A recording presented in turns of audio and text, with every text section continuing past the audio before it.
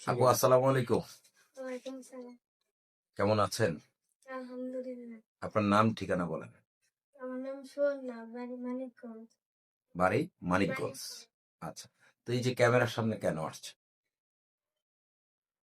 ক্যামেরার সামনে এসেছি, বাবা নাই মা নাই তার জন্য। একটু জোরে বলবেন আপু। বাবা নাই মা নাই তার জন্য। বাবা মা নেই এই জন্য। আচ্ছা, আসলে বাবা মা কেন নাই, কি হয়েছে সেই কথাটা একটু বলেন। বাবা মা ঝগড়া করে ছাড়াছাড়ি হয়েছে। মানে বাবা মা ঝগড়া করে ছাড়াছাড়ি হয়ে আলাদা হয়ে গেছে। হ্যাঁ, আচ্ছা, আপনি এখন কার কাছে আছেন, কোথায় আছেন একটু বলবেন? আমি এখন দাদির কাছে আছি। দাদির কাছে। হ্যাঁ, বাবা কোথায়, মা কোথায়? বাবা শ্বশুর বাড়ি, মা কোথায় জানি না। আচ্ছা, মা কোথায় জানেন না, নানার বাড়ি চিনেন? এই গিয়েছিলেন কখনো নানুর বাড়ি? বাড়িছিলাম। একবার গিয়েছিলেন। আচ্ছা, এই যে নানুর বাড়িতে একবার গিয়েছেন আর যান নাই, তো মা চলে যাওয়ার পরে কি আর নানুর বাড়ি যাওয়া হয়নি? কেন? মায়ের জন্য একটু মায়া হয় না? আর তাহলে মাকে দেখতে ইচ্ছে করে না? পরে তা মাকে যদি দেখতে ইচ্ছে করে তাহলে মায়ের কাছে কেন যাচ্ছেন না আপনি? মা তো ফোন দেয় না, খোঁজ দেয় না তার জন্য। বুঝি নেই। মা ফোন দেয় না, খোঁজ নেয় না তার জন্য। মা ফোন দেয় না, খোঁজ নেয় না, কিন্তু আপনার তো ইচ্ছে করে মাকে দেখার জন্য, মার তো ইচ্ছে করে না আপনাকে দেখার জন্য, তাই না? বিষয়টা তো এরকমই নাকি? হুম। তাহলে আপনি মাকে খুঁজে নেন। সমস্যা খুঁজে নিলে না, তাহলে মা কি আসে না খুঁজতে গেলে? হুম। না, কেন আসে না? জানি না। চেষ্টা করেছেন কখনো মায়ের কাছে যাওয়ার জন্য? আমার নানির সাথে বুঝিনি আপু। আমার নানির সাথেও খোঁজ রাখে না। নানির সাথেও খোঁজ রাখেনি? মানে আপনার মা কোথায় গেছে আপনার নানুও জানে না?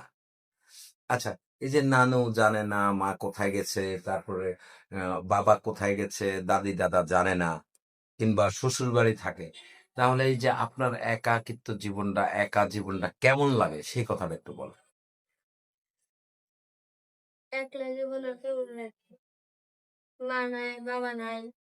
হুম, বলেন। মা বাবা নাই? মা বাবা নাই তার জীবন কেমন? মা বাবা বিহীন ভালো লাগে না? লেখাপড়া করেছেন? একটুও করেন নাই? লেখাপড়া করতে চান? এখন আপনার বয়স কত? 15। তা আপনি ক্লাস ওয়ানেও পড়েন নাই, কেজিতেও পড়েন নাই, তাহলে এখন কি আবার কেজি থেকে শুরু করতে চান? আপনার যদি কেউ লেখাপড়ার দায়িত্ব নেয় কিংবা লেখাপড়া করাতে চায়, তাহলে কি আপনি লেখাপড়া করবেন? করতে চান? আচ্ছা, তাহলে তো আপনার অবশ্যই কেউ দায়িত্ব নিতে হবে। তো আপনার দাদা কি করে, দাদি, দাদা দাদি কিংবা চাচারা, তারা লেখাপড়া করাইলো না কেন? তাদের টাকা নাই। দাদা কি করে? দাদা কিছু করে না, দাদা অসুখ। অসুস্থ? হ্যাঁ, আচ্ছা, আর দাদি?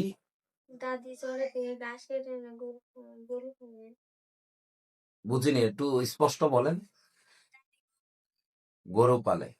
আচ্ছা, তো চাচা চাচিরা কেউ কি আপনাকে হেল্প করে না?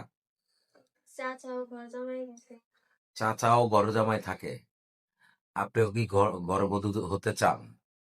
এখন তো আপনার বয়স কম, এখন কি আপনার বিয়ে শাদীর বয়স হয়েছে? হুম।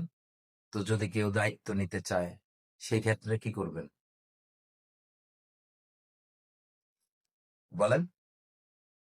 কেউ যদি আপনার দায়িত্ব নিতে চায় তাহলে কি আপনি সেটা গ্রহণ করবেন? আপনার নাম কি? রোমানা? সুবর্ণা। সুবর্ণা? মাশাআল্লাহ, খুব সুন্দর নাম। এই নাম রেখেছে কে আপনার?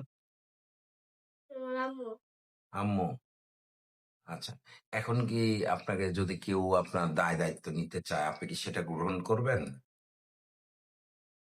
করবেন? হুম? আচ্ছা। তো দর্শক আপনারা যারা দেখছেন এই সুবর্ণাকে, সুবর্ণাই তো নাকি? খুব সুন্দর নাম। সুবর্ণা। মুখে হাসি নেই কেন? একটু হাসেন। এই যে। মানে হাসিটা কি খুব কষ্ট হচ্ছে? তাহলে পান খান মনে হয় আপনি? পান খান? হ্যাঁ? বেশি, বেশি? হুম? অল্প, অল্প খান। হ্যাঁ? হ্যাঁ? পান খেলে ঠোঁট লাল হয় না? হ্যাঁ? লাল হয়ে গেছে, হ্যাঁ? হ্যাঁ? দর্শক আসলে ছোট মানুষ, কি বলবো? আমরা চেষ্টা করেছি। আসলে মনের ভিতরে অনেক দুঃখ জমে আছে। তাই মুখ দিয়ে কথা বের হয় না। যার মা নেই, বাবা নেই, সেই বুঝে যে মা-বাবা হারানোর ব্যথাটা। তো আপনারা যদি সমাজে কেউ ভালো মনের মানুষ থেকে থাকেন, তাহলে এই বোনটির সাথে আপনারা যোগাযোগ করবেন। তাকে একটু সহযোগিতা করবেন। সহযোগিতার হাত বাড়িয়ে দিবেন। আর যদি কেউ তার লেখাপড়ার দায়িত্ব নিতে চান, তাহলে অবশ্যই তার সাথে যোগাযোগ করে নিবেন। তো সকলেই ভালো থাকবেন, সুস্থ থাকবেন। আল্লাহ হাফেজ। আসসালামু আলাইকুম।